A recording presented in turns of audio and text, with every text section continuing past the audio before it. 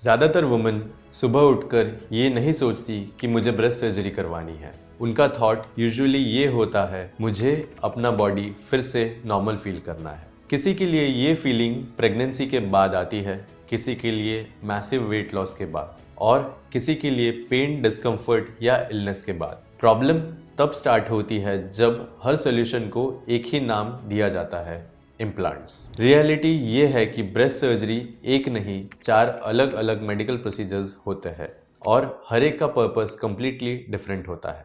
सबसे पहले बात करते हैं अबाउट ब्रेस्ट ऑगमेंटेशन सर्जरी। ये सर्जरी उन वुमेन के लिए होती है जिनको लगता है कि उनके ब्रेस्ट्स में वॉल्यूम कम है, या तो नेचुरली या प्रेगनेंसी और वेट लॉस के बाद।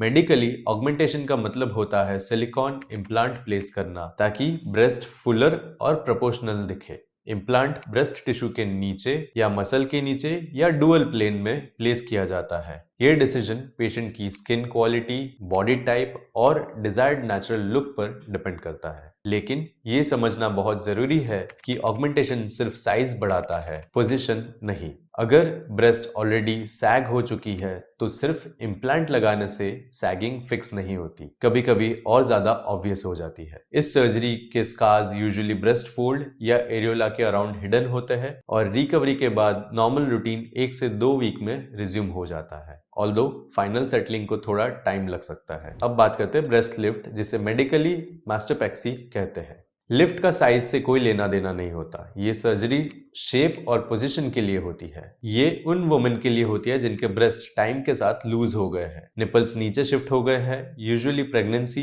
ब्रेस्ट फीडिंग या एजिंग की वजह से। लिफ्ट सर्जरी में एक्स्ट्रा स्किन रिमूव की जाती है, ब्रेस्ट टिश्यू को रीशेप किया जाता है और निपल को एक यूथफुल पोजीशन पर वापस लाया जाता है। सैगिंग के लेवल के हिसाब से स्कार्स मिनिमल भी हो सकते हैं और थोड़े एक्सटेंसिव भी। इसी वजह से ब्रेस्ट लिफ्ट हर पेशेंट के लिए कस्टमाइज्ड होता है। बहुत वुमेन सोचती है लिफ्ट से साइज बढ़ जाएगा, लेकिन एक्चुअल में लिफ्ट से ब्रेस्ट टाइटर और हायर लगता है। बिगर तब लगता है जब इम्प्लांट के साथ कंबाइन किया जाए। अब आते हैं ब्रेस्ट रिडक्शन पर, जो ऑनेस्टली प्लास्टिक सर्जरी के सबसे लाइफ चेंजिंग प्रोसीजर्स में से एक है। ये सर्जरी उन वुमेन के लिए है जिनके ब्रेस्ट सिर्फ बड़े नहीं बल्कि फिजिकल प्रॉब्लम्स क्रिएट कर रहे होते हैं, जैसे कि neck pain, shoulder grooves, back pain, skin rashes, posture issues और एक्सरसाइज करने में डिफिकल्टी। रिडक्शन सर्जरी में एक्सेस ब्रेस्ट टिश्यू और स्किन रिमूव की जाती है, साथ ही ब्रेस्ट को लिफ्ट और रीशेप भी किया जाता है। इसका गोल सिर्फ अच्छा दिखना नहीं बल्कि लॉन्ग टर्म कंफर्ट के लिए होता है। मेजॉरिटी पेशेंट्स रिकवरी के अर्ली फेज में ही पेन रिलीफ फील करती है और इसीलिए इस सर्जरी को काफी वुमेन फ्रीडम सर्जरी भी कहती है। और फाइनली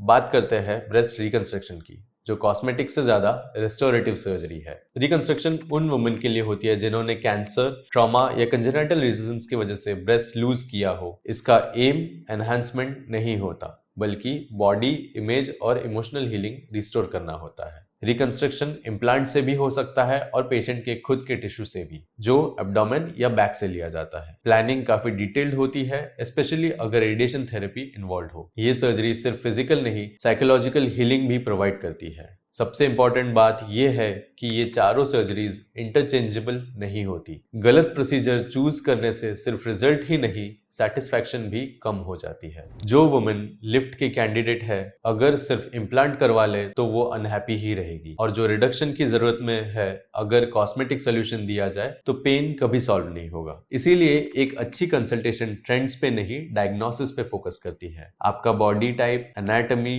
लाइफस्टाइल और एक्सपेक्टेशंस ये डिसाइड करते हैं कि कौन सी सर्जरी आपके लिए राइट है, ना कि इंस्टाग्राम या सेलिब्रिटी लुक्स। ब्रेस्ट सर्जरी का मतलब किसी और जैसे दिखना नहीं होता। इसका मतलब होता है अपनी प्रॉब्लम को सही तरीके से सॉल्व करना। अगर इस वीडियो के बाद आपको क्लैरिटी मिली है कि आप ऑगमेंटेशन, लिफ्ट, रिडक्शन या रिकंस्ट्रक्शन में कहां फिट होती है, तो आप ऑलरेडी एक इन्फॉर्म्ड डिसीजन की तरफ मूव कर चुकी है। वीडियो को लाइक और चैनल को सब्सक्राइब जरूर करें for more such medically honest plastic surgery discussions. और अगर आप कंफ्यूज्ड है कि आपके लिए कौन सा ऑप्शन राइट है, तो कमेंट्स में लिखिए, हम सिंपल लैंग्वेज में ब्रेक करके आपको समझाएंगे।